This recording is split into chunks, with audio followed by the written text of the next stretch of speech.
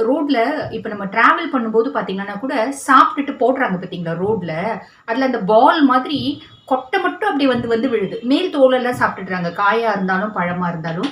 அப்படி செய்யாதீங்க. ஆக்சுவலி வந்து தோல விட கொட்டையில தான் வந்து ஸ்ட்ரென்த் ஜாஸ்தி. ஆக்சுவலி பாருங்க, இப்ப அந்த கொட்டையிலருந்து என்ன பண்றாங்க அப்படின்னா, எண்ணெய் எடுக்குறாங்க. அந்த எண்ணெய் வந்து எதுல யூஸ் பண்றாங்க? நெறைய காஸ்மெட்டிக்ஸ்ல யூஸ் பண்றாங்க. பியூட்டி கிரீம்ஸ்ல யூஸ் பண்றாங்க. ஸோ, அந்த அளவுக்கு அதுல பெனிஃபிட்ஸ் இருக்கு. நெறைய ஃபாரின் பியூட்டி கிரீம்ஸ்ல கொய்யா பழத்தினோட விதையிலருந்து எடுக்கிற எண்ணெய்கள் பெருமளவு யூஸ் ஆகுதுங்க. ஓகேங்களா?